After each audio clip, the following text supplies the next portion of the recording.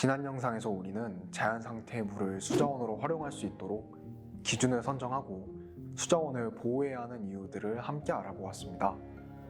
오늘은 지난 시간에 이어 취수된 물이 깨끗하게 우리에게 도달할 수 있도록 하는 정수 과정을 자세히 공부해 보도록 하겠습니다.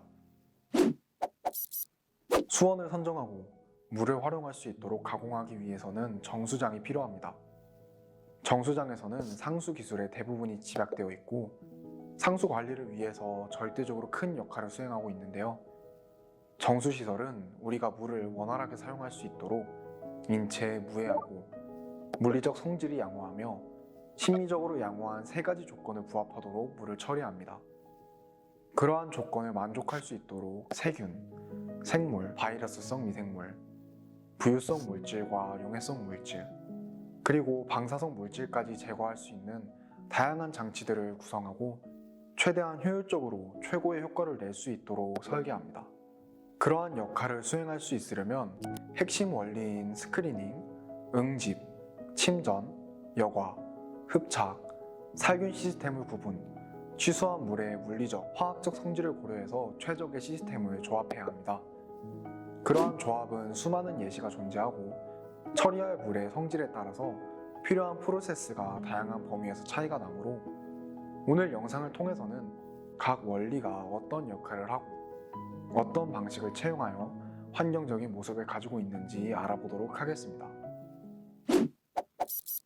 아무리 깨끗한 물을 길어왔다고 하더라도 결국 순수한 자연 상태의 물은 어느 정도 불순물이 있습니다.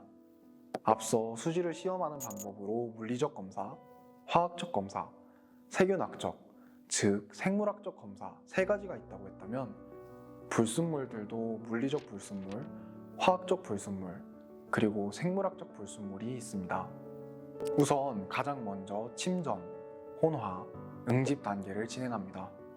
물이 정수장에 도착하고 물에 있는 큰 불순물들을 가라앉혀 분리합니다. 그 다음으로 잘 가라앉지 않는 작은 불순물들을 제거하기 위한 약품을 섞고 약품에 작은 불순물들이 뭉칠 수 있도록 하는데요. 이러한 3단계의 과정이 바로 침전, 혼화, 응집 단계입니다.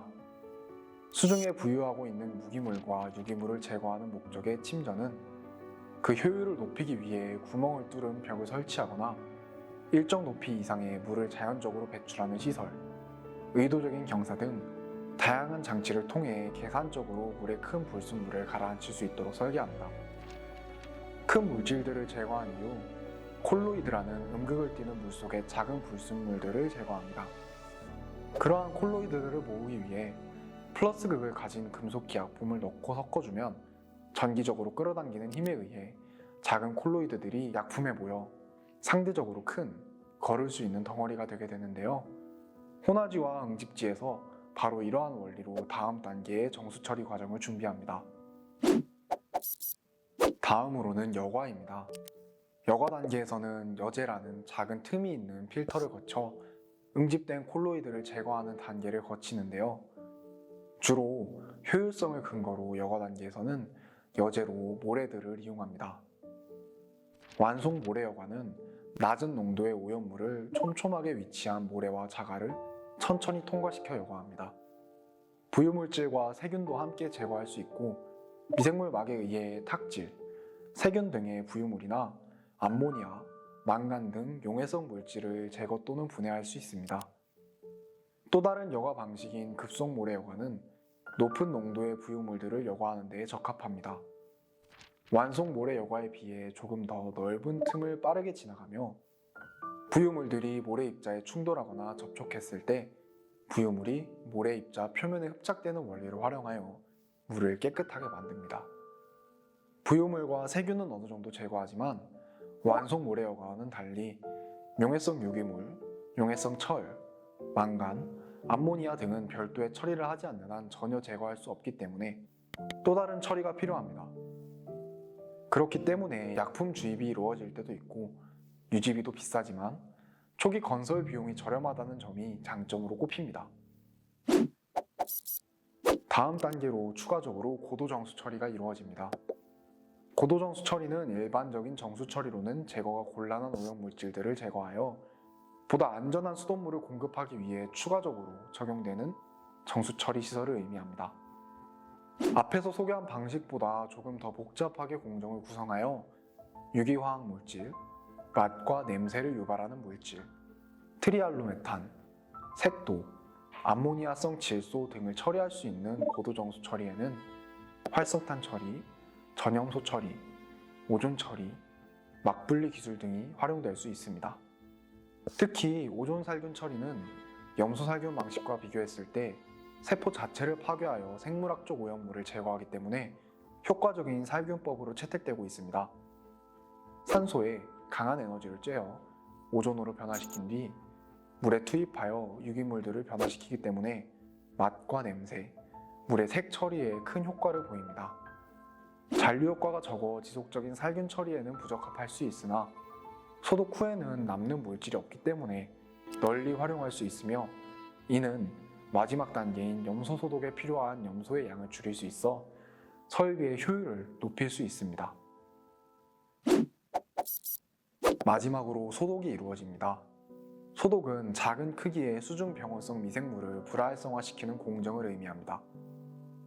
외관으로 봤을 때 깨끗해 보이는 물에도 병원균이 남아있을 수 있기 때문에 소독은 마지막에 거쳐야 할 필수적인 단계입니다. 소독에는 자외선, 태양광, 초음파를 쬐어 미생물을 파괴하는 물리적 소독과 산화제를 투입하여 미생물을 산화 분해시키는 화학적 소독 방법이 있습니다. 이 중 현재 세계에서 가장 많이 쓰이는 소독법은 염소 소독으로, 염소를 투입하여 미생물의 세포막을 파괴하고 그 부산물인 차염소산을 통해 미생물의 효소를 산화시키고 균을 파괴할 수 있습니다. 차염소산은 장기간 살균력이 지속되어 정수장에서 우리에게 물이 도달할 때까지 수돗물을 소독된 상태로 유지시킬 수 있습니다. 우리가 수돗물의 향을 맡을 때 마지막에 투입된 차염소산의 향이 나지만 정수 과정에서 사람들이 안전하게 사용할 수 있도록 철저하게 설계되어 투입되기 때문에 염소 소독의 과정을 우려할 필요는 없습니다. 이후 정수 처리 과정은 물을 저장하는 정수지를 지나 상수도관을 통해 우리에게 도달하게 됩니다. 과거 물은 특별한 처리 시설 없이도 활용할 수 있는 자원이었습니다. 하지만 이제 물은 우리가 영상을 통해 공부한 수많은 단계를 거쳐야 활용될 수 있으며 처리 또한 큰 비용과 자원이 필요합니다.